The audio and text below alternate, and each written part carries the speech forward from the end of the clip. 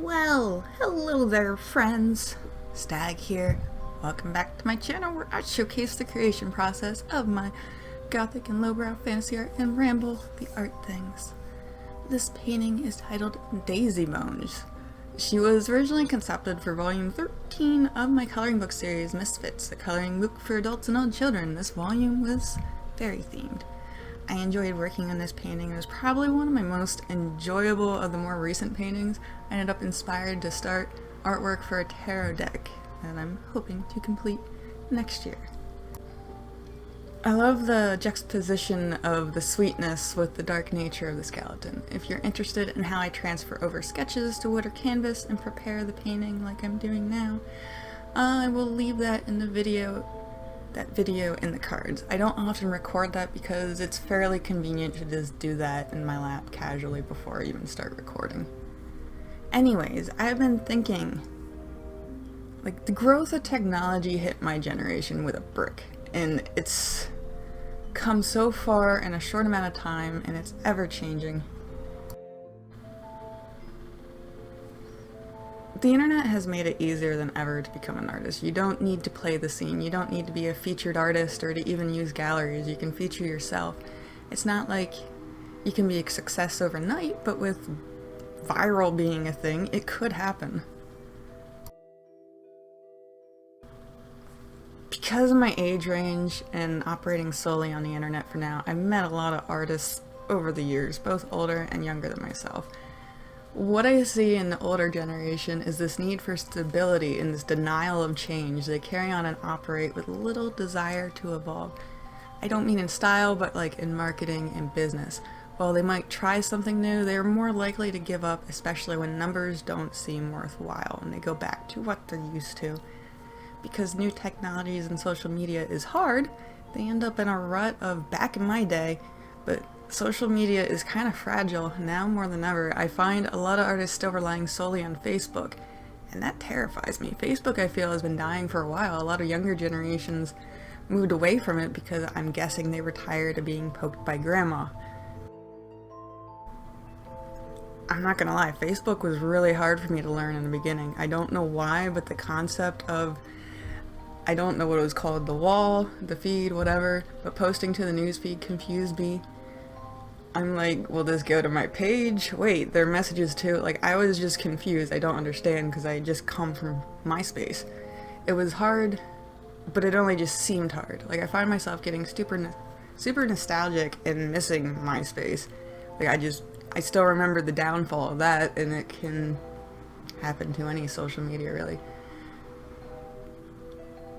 But like, you could put these invisible codes that played music in someone's comments, and every time someone went to their profile, like 10 different songs were playing at once. It was good times. I really miss the customization, and it's what got me into learning basic web design.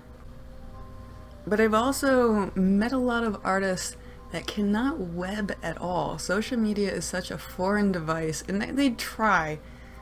But they've seen so many changes to art in their lifetime, it's hard for them to function. Things like having a scanner is something I feel I've taken for granted. There are still artists out there to this day that are adamant on sending original paintings to companies for licensing and imaging because photographing and scanning is hard. And not all companies want to do that. And don't even ask these artists what they think about digital art because they feel like they're being replaced. I was blessed, I guess, to grow up with a scanner. I was in kindergarten when we got our first computer, and it was magical. It didn't do much, and it ran on DOS, but I played the hell out of Reader Rabbit. My mom was big on saving really old family photos and doing genealogy stuff, and eventually we ended up with a scanner, and naturally it was just kind of a staple for us. And then we got the AOL, and the internet back then was just this wild west.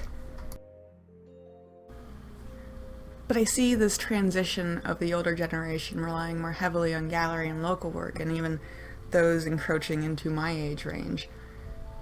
And now you can even ship work to a gallery and deal with a lot of that online. I feel there is still this who's who type of game, but a lot of galleries are dying out. I don't normally do gallery shows. I find it hard to justify 40 to 50% of a commission going to a gallery and then paying to ship the piece there. That's just me. And I suck at timeline, but I want to say about 5 years ago, there was like this onslaught of galleries not paying artists, not returning work. Galleries that were reputable and people trusted. I myself had a ton of issues surrounding 2 different places in a short span of a year that people were just adamant and saying, oh, they're great galleries, you get in there, it's good to be featured there. And it was just a mess. I had also started seeing this shift with galleries. They weren't promoting the shows as much, and I saw a lot of artists were getting these angry gallery letters of share your shows with followers, and like some of these owners were getting like mad. While you do need to promote, and a lot of these artists were, so it didn't make much sense, it was starting to seem a lot of galleries wanted the artists to solely promote the shows, so why are you giving them 50% at that point? I myself never sold a painting to someone that wasn't already a collector of mine through a gallery. But that's just me, personally. I am not trying to shade galleries. I believe there are probably absolutely good galleries still out there. And I would do another gallery showing, but I do have stipulations, and I'm much more pickier now who I might go with. But now I look at younger artists, those younger than me. I did not have high-speed internet until my adult life. It wasn't an option living in the mountains. But a lot of kids grew up with it. They were indoctrinated into internet culture at a much younger and faster rate than I was. And I feel a lot of them excel really fast with the whole social media sphere. I find a lot of them are not just marketing their art, but their personalities, to a point where you could probably just remove the art from the equation altogether. I also find myself pondering an oversaturation of the market, which is definitely a thing that could happen, is happening. But I want to say with art, like, some artists, they get uptight, and it's like they're competing, like it's competitor, but it's not like Nike versus Reebok or whatever. I can't think of any other brands right now. It's not like that, because with art you have normally original art and just completely different styles that you're not necessarily competing. Like someone that might be interested in so-and-so's art isn't going to be interested in this person over here. Like it's just, art is subjective, period. It's just getting your art in front of more people is what you need to do. Maybe I'm just getting older and I'm putting too much thought in it, but I really find myself thinking about how fast everything can end in an instant. But I personally have always tried to evolve and adapt. I don't put all my eggs in the same basket. While I'm not great at marketing myself, I still will be pushing my art. I did recently get adventurous and try out Amino. They are seriously sponsoring every channel I came across from gaming and art. I'm always skeptical of things YouTubers push, period, because they are paid. But I kind of like it. It's definitely more community driven, if that's something you like. When starting the art business, it was weird, and I was in a lot of communities. Even eBay had a community for like art cards. It was specifically what I was in, because that's how I started my business. I wouldn't say you'll get popular on Amino, but I'm sure you could earn notoriety within the respective communities. It's weird. You create this global profile, and then you just join all these groups, and they have separate profiles for each. It's just interesting. Eventually, I'd probably forget to post to it, but we'll see. I feel it would be hard to remember to post to all the different communities you might be in. It might be hard to manage all the profiles. I don't know, but it is definitely something interesting. I don't know if Amino will end up going anywhere, because a lot of companies do kind of pop up overnight, but it was definitely interesting, and I did like the customization, and it's something about it that almost seemed nostalgic to me, like MySpace, because there was a lot of profiles with like flashing GIFs, and it just shot me right back to MySpace days. I liked the customization and all the flashing lights and colors. I don't know why.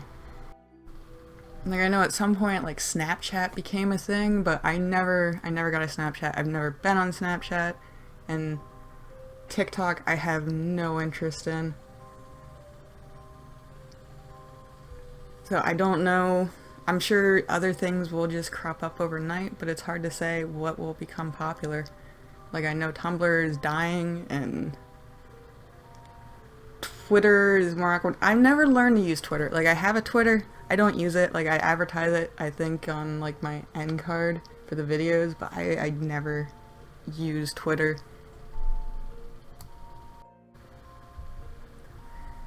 Anyways, thank you guys for watching. These are just some thoughts I had. The next video will most likely be another time-lapse, and I'll be rambling about creating an artist website. It was suggested a couple weeks ago by Mariah Spain in the comments, so I figured, why not? That actually sounds like a pretty decent thing. Like, I've had websites off and on since I was 14, even back in the GeoCities days.